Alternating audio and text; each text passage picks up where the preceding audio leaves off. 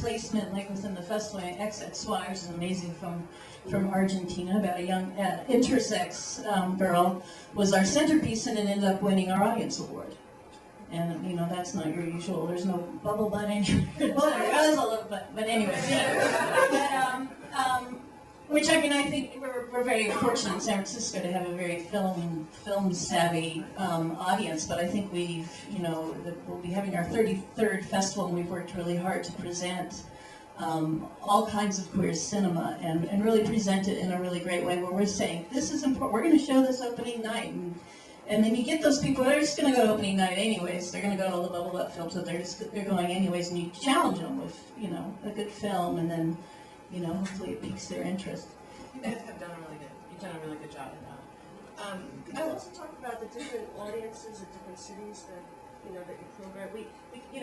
We may all have the same films that we are looking at, the 100 films, 250, 300 films, but we don't all choose the same movies because we have different audiences and constituencies in our different cities. So it's really not as easy as just, let's program this. And then they would all be the same, so, what fun would that be?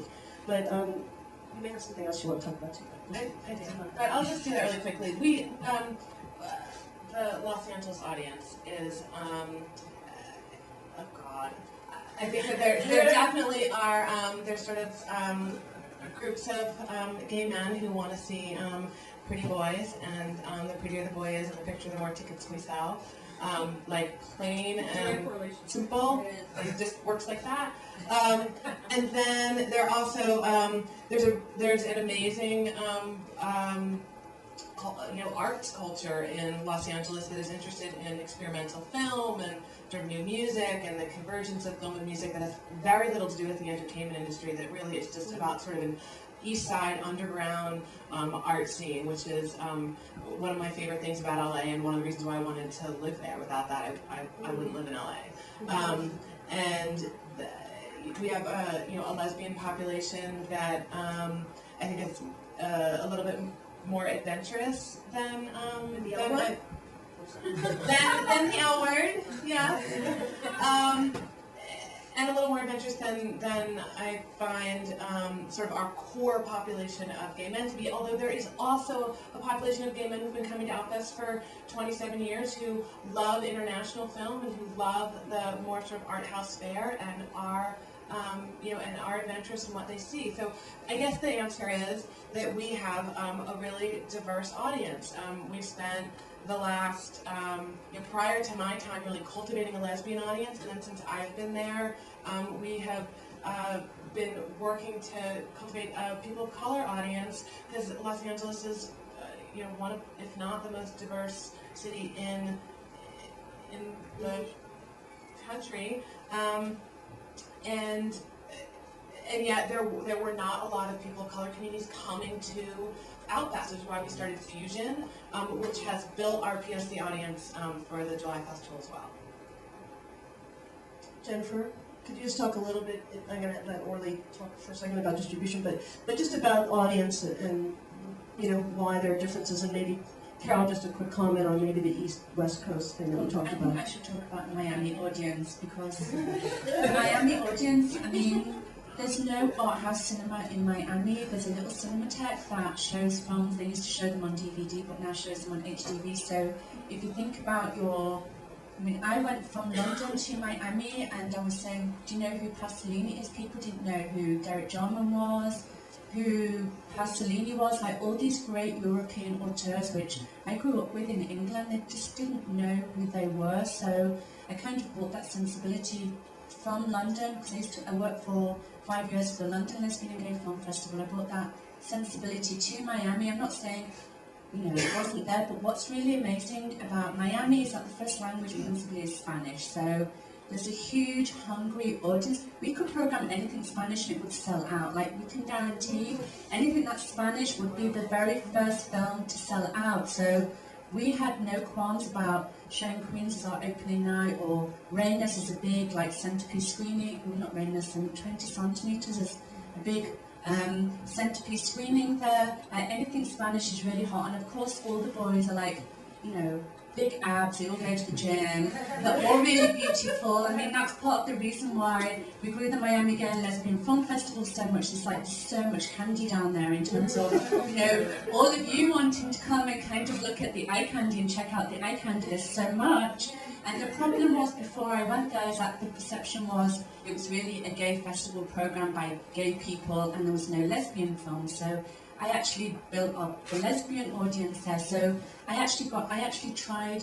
got a lot of slack and craziness when I programmed Anger Me, because we thought we would get Kenneth Anger, who was 70, to come to Miami. I actually placed it as a centerpiece film, and the arts community really supported me, and I had people screaming at me about how dare I program that film. And I did the same thing with Dorian Gray and had it as opening night in Miami, because I couldn't get some of these big films out of Sundance that year, like Save Me, Quinceañera. I couldn't get them, so what do? You kind of have to be creative, and I really loved Duncan's work and programmed it, but people wanted to slaughter me in Miami. So, I mean, and then in terms of Philadelphia, I've only been in Philadelphia for 3 months. I haven't gone through a festival cycle yet. I'm currently programming for the Philadelphia International Film Festival, and what's really interesting about Philadelphia is that it's prominently an African-American city. It has a huge African-American audience. We're actually doing this whole new sidebar this year called Fade to Black, and actually doing 14 programs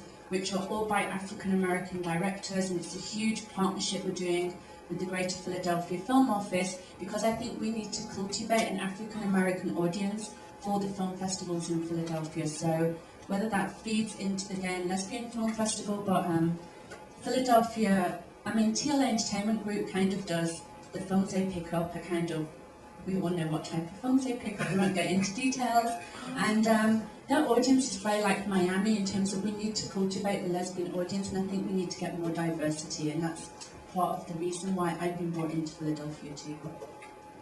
So, but Jennifer, I think you need to talk about your audience, because you have the most interesting audience in the world. Most vocal. Yes, they are the most vocal. It is so very true.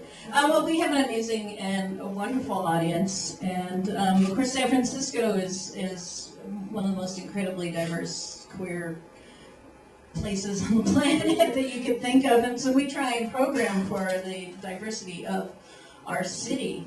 But it wasn't always that way, and I know Jenny I can remember. We actually had a women's riot back in the day. What was that, 1988? Because, you know, it was the gay film festival, and the lesbians in the city felt that all the gay men's films were playing at our big Castro Theater, and all the lesbians' films were at the Roxy, which is a much smaller, wonderful theater, but much smaller. And we were screening a film by a lesbian, but it included gay men in the film having bathroom sex. And they just, that was it, you know? They didn't want to have to see gay men, they wanted to see lesbians, and they actually went and stopped the screening.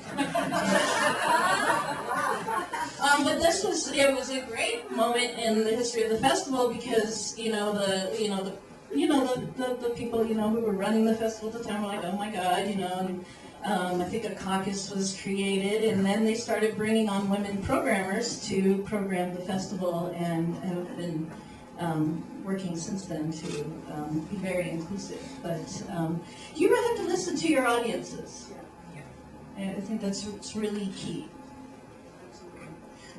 Orly?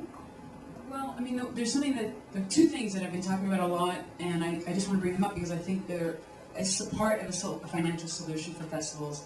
One is, and I know programmers have discussed this way before I've been thinking about it, which is to work together to get sponsorship that are across a number of markets.